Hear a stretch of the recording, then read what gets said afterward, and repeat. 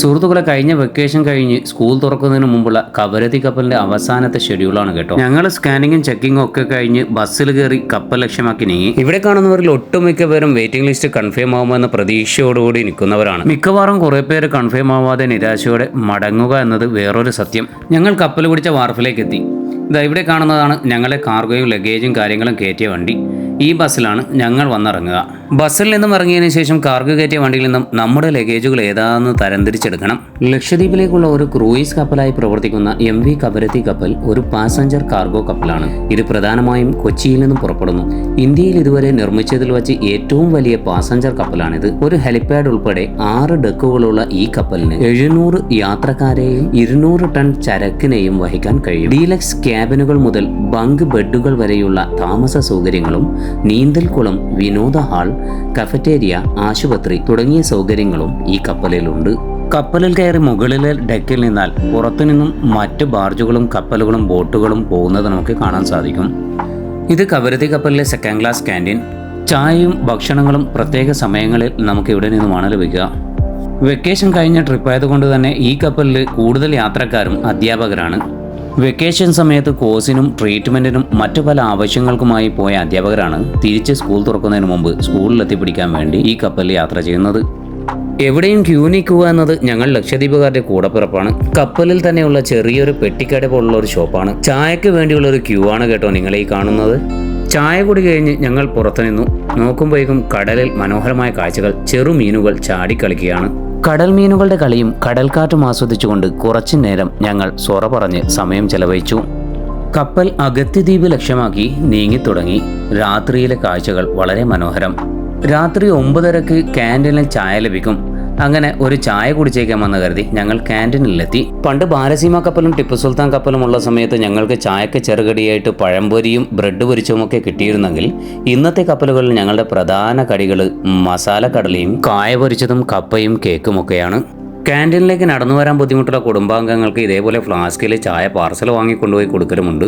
കപ്പലിലെ ഭക്ഷണമൊന്നും കുഴപ്പമില്ല കേട്ടോ. നല്ല രുചികരമായ ചായയും നല്ല ഭക്ഷണവും. കിട്ടുന്നതെന്തും ആസ്വദിച്ച് കഴിക്കുക, അത്ര തന്നെ. ക്യാൻറ്റീനിൽ നിന്നും ഭക്ഷണം വാങ്ങാൻ നമ്മൾ ആദ്യം പൈസ അടച്ച് ഇതേപോലെ ടോക്കൺ എടുക്കണം. ടോക്കണുമായി ഭക്ഷണവും കാത്ത് ഈ കാണുന്ന പോലെ ഇങ്ങനെ ഇരിക്കണം. പിറ്റേ ദിവസം രാവിലത്തെ ബ്രേക്ക്ഫാസ്റ്റാണ് കേട്ടോ ഇത്. ബ്രെഡ്, ജാം, പഴം, ഉപ്പുമാവ്, പിന്നെ ചായ. നമ്മുടെ കയ്യിൽ ടോക്കൺ കളക്ട് ചെയ്തതിന് ശേഷം നമുക്ക് ഓരോ പ്ലേറ്റ് തരും. ഇവിടെ നിന്നുമാണ് നമ്മൾ പൈസ കൊടുത്ത് ബില്ല് വാങ്ങേണ്ടത്. ഇവിടെ നമ്മൾ പൊറാട്ടയും ബീഫ് കറിയും വേണമെന്ന് പറഞ്ഞ് വാശി പിടിച്ചിട്ട് ഒരു കാര്യമില്ല. തന്ന ഭക്ഷണം കഴിക്കുക. ഈ കപ്പലിലെ സ്വിമ്മിംഗ് പൂളാണിത്. എൻ്റെ ജീവിതത്തിൽ ഇതുവരെ ഇതിൽ വെള്ളം നിറച്ചതായിട്ട് ഞാൻ കണ്ടിട്ടില്ല. ബ്രേക്ക്ഫാസ്റ്റൊക്കെ കഴിഞ്ഞ് ഞങ്ങൾ കപ്പലിൻ്റെ മേലെ കയറി. ചുറ്റും കടൽ, ഒന്നും കാണാനില്ല. കപ്പൽ ഓടിക്കൊണ്ടിരിക്കുകയാണ്. അതിനിടയിൽ കപ്പൽ ജീവനക്കാർ കപ്പൽ വൃത്തിയാക്കുന്നു.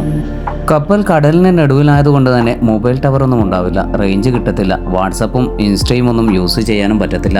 അതുകൊണ്ട് തന്നെ കുറച്ചു നേരം കടൽ നോക്കി ആസ്വദിച്ചു. പിന്നെ ക്യാബിനിൽ പോയി കുറച്ചുറങ്ങി. ഉച്ചഭക്ഷണ സമയമായപ്പോൾ വീണ്ടും ഞങ്ങൾ ക്യാൻറ്റീനിലേക്ക് പോയി.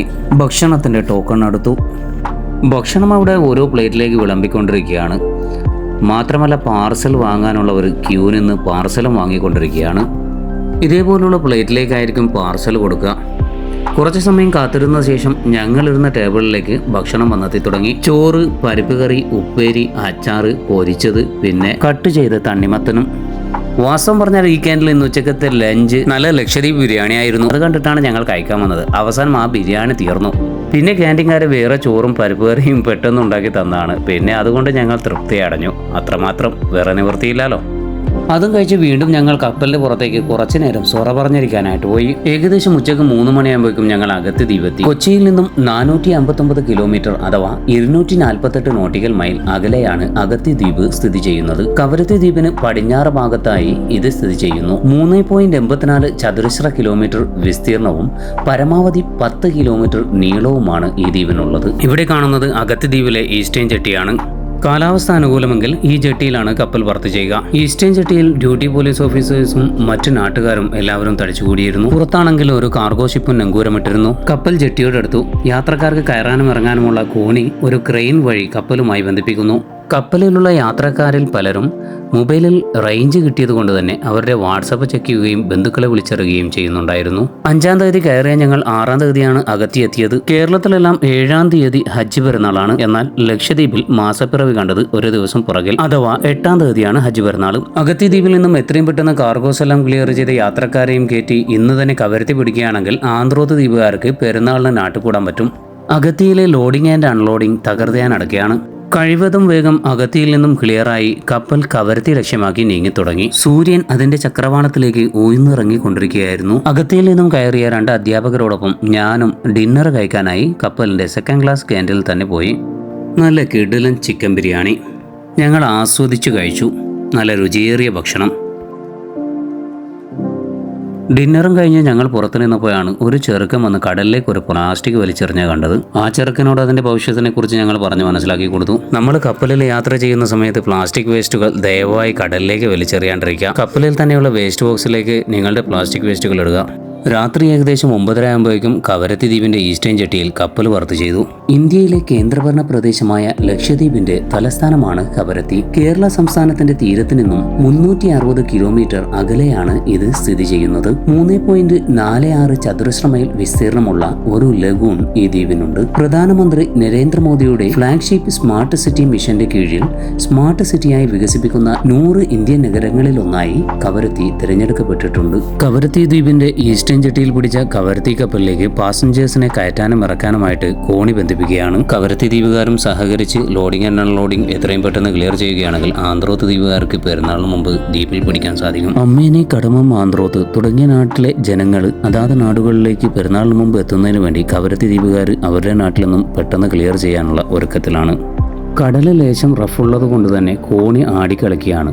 എന്നിരുന്നാൽ തന്നെയും റിസ്ക് എടുത്ത് അവർ ക്ലിയർ ചെയ്യുന്നു. പെരുന്നാളിന് മുമ്പ് നാടെത്തുമോ എന്ന ആശങ്കയിലാണ് കപ്പലിലുള്ള യാത്രക്കാർ. കപ്പലിലേക്ക് കയറാനുള്ള പാസഞ്ചേഴ്സ് കയറുകയും കപ്പലിൽ നിന്ന് ഇറങ്ങാനുള്ള പാസഞ്ചേഴ്സ് ഇറങ്ങിക്കൊണ്ടിരിക്കുന്ന ആ ഒരു സമയത്ത് കപ്പലിലെ റിക്രിയേഷൻ റൂമിൽ ഞങ്ങൾ പോയിരുന്ന് കുറച്ച് ക്യാരംസ് കളിച്ചു.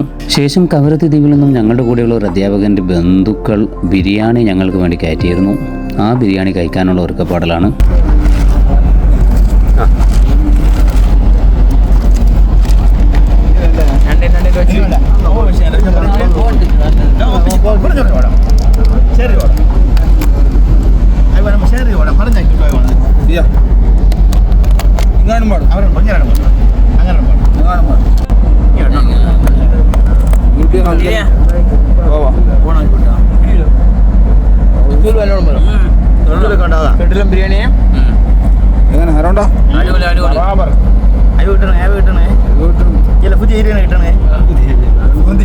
ബിരിയാണി അവസാനം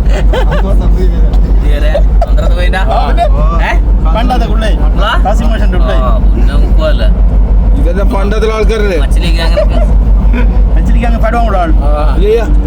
ബാക്കി അമ്മ പാടി പാട്ടോട് പാടുവേ. അങ്ങനെ ഞങ്ങൾ ആ ബിരിയാണി കഴിച്ചു കഴിയുമ്പോഴേക്കും ഇവിടെ ലോഡിംഗ് ആൻഡ് അൺലോഡിംഗ് എല്ലാം കംപ്ലീറ്റ് ആയി കപ്പൽ വാർഫിൽ നിന്നും അകറ്റാൻ പോവുകയാണ്. അങ്ങനെ കപ്പൽ അമ്മിനെ ലക്ഷ്യമാക്കി നീങ്ങി തുടങ്ങി. ലോവർ അപ്പറായിട്ട് ബെഡുള്ള ബങ്ക് ക്ലാസ്സാണിത്. രാത്രി ഉറങ്ങാനായിട്ട് ഞാൻ എൻ്റെ ക്യാബിനിലേക്ക് പോയി.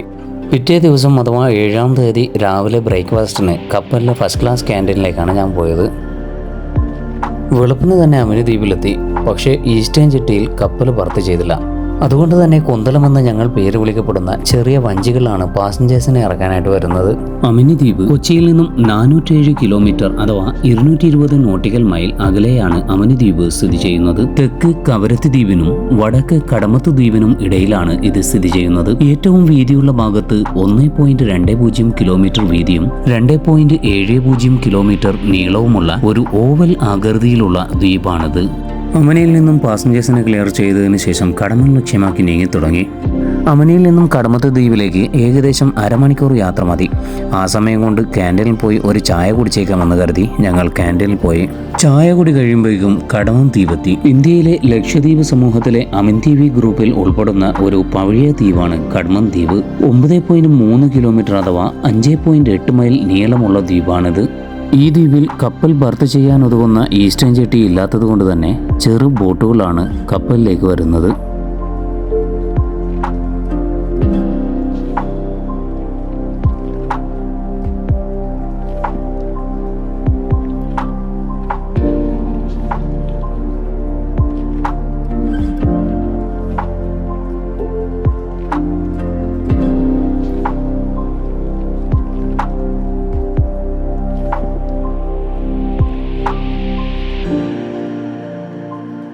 കരയിൽ കാണുന്ന ആ ഷെഡുകളിലേക്കാണ് ഇത്തരം ചെറു ബോട്ടുകൾ കയറ്റി വെക്കുന്നത്. ഈസ്റ്റേൺ ജെട്ടിയില്ലാത്ത ഒരു ബുദ്ധിമുട്ട് ഈ ദ്വീപിൽ നമുക്ക് കാണാൻ സാധിക്കും. പാസഞ്ചേഴ്സിനെ കൊണ്ടുപോയിട്ട് അവിടെ കടലിലായിരിക്കും ഇറക്കുക. ഇത്തരം ദ്വീപുകളിലെല്ലാം തന്നെ കപ്പലുകൾ അടുക്കാൻ പാകത്തിലുള്ള ഈസ്റ്റേൺ ജെട്ടികൾ എത്രയും പെട്ടെന്ന് വരട്ടെ എന്ന് ആശിക്കുകയാണ് ഞാൻ.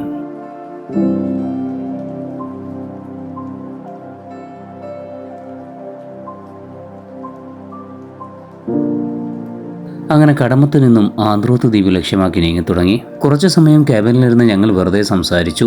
പിന്നെ ഉച്ചഭക്ഷണം കഴിച്ചതിന് ശേഷം ഒന്ന് ഹാൻഡ് വാഷ് ഇട്ടേക്കാമെന്ന് കരുതി ഞെക്കി നോക്കി. വെറും കാറ്റ് മാത്രം.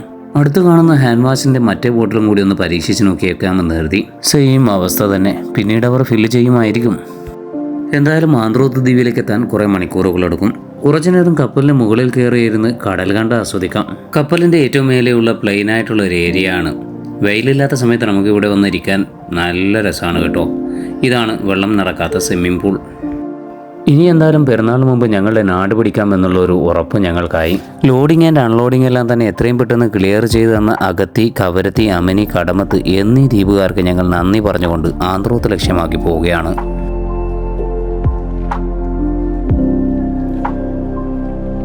അങ്ങനെ 7-ാം തീയതി ഈവനിങ് 4 മണിയാകുമ്പോഴേക്കും ഞങ്ങൾ ആന്ത്രോത്തേക്ക് എത്തി. നാളെയാണ് ലക്ഷദ്വീപിൽ പെരുന്നാൾ. നാട്ടിലേക്ക് ഇറങ്ങാനുള്ള ഒരുക്കത്തിലാണ് ആന്ത്രോത്തുകാർ. കപ്പലിന്റെ പുറത്ത് പിടിച്ചിരിക്കുന്ന ബോട്ടിലേക്ക് ലഗേജും അതുപോലെ തന്നെ പാസഞ്ചേഴ്സും ഇറങ്ങിക്കൊണ്ടിരിക്കുകയാണ്. പെരുന്നാളിന് മുമ്പ് നാട് പിടിക്കാൻ പറ്റിയതിന്റെ സന്തോഷം എല്ലാവരിലുമുണ്ട്. മൺസൂൺ സീസൺ ആണെങ്കിൽ പോലും കടല് ഞങ്ങൾക്ക് അനുകൂലമായിരുന്നു.